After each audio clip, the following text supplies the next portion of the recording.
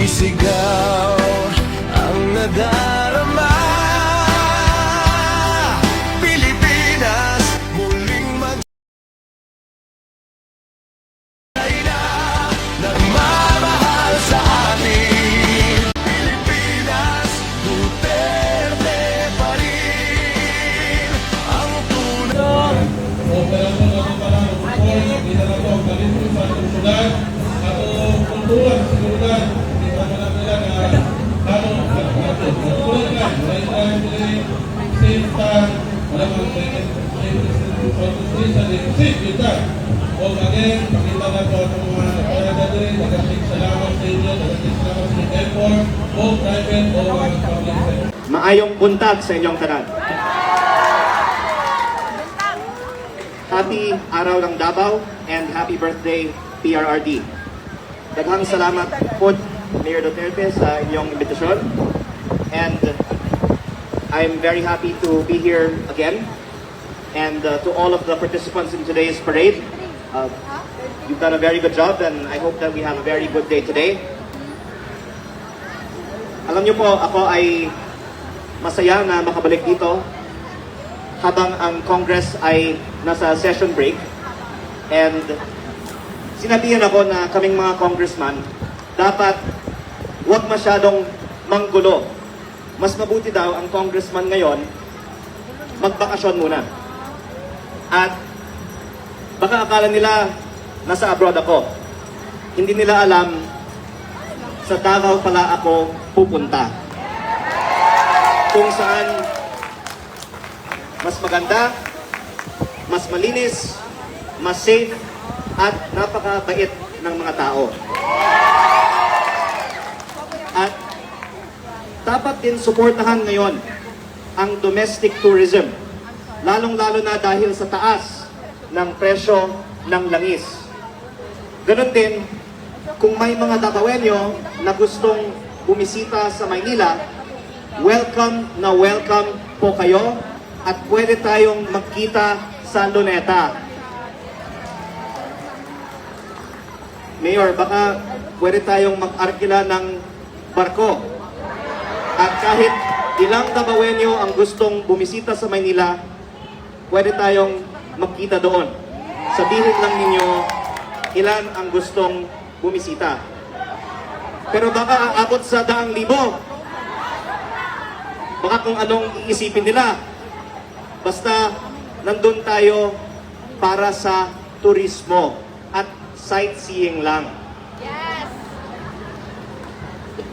Pero pagdating ninyo sa Luneta, bahala na kayo kung saan kayo susunod na pupunta. Kaya ako po ay of course also sure na gusto niyong bumalik kaagad sa Davao dahil ang ganda dito. At ang Davao of course ay isang very promising tourism destination na gustong puntahan ng mas marami pang mga Pilipino. At lalong-lalo po ngayong araw, ang araw ng Davao at ang isang special day, ang birthday ni former President Rodrigo Duterte. I'm sure it's going to be a very festive day.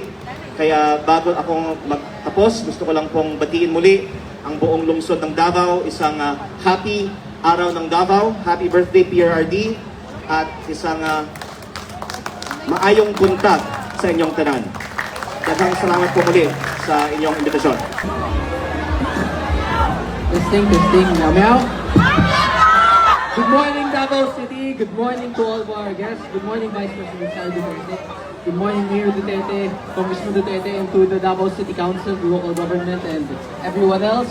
I'd like to greet a happy 89th araw ng Davao to everyone here, and a happy 81st birthday to former President Rodrigo Duterte.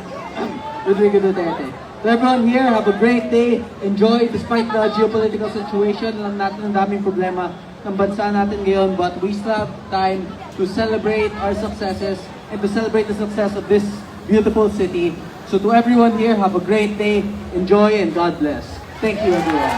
Thank you very much, Congressman Kiko Barzaga.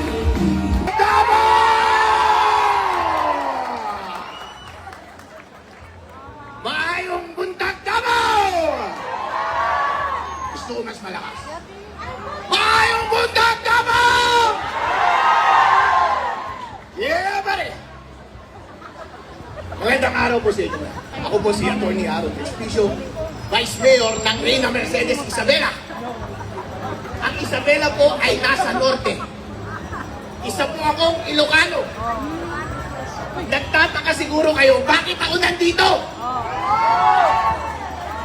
Nandito ako para sabihin sa inyo na ang mga Ilocano, ang mga taga-Isabela, mga taga-Luzon, ay solid Duterte!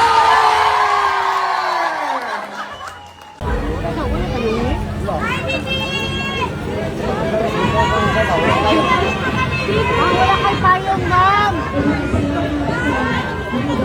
Isang payong, tayo!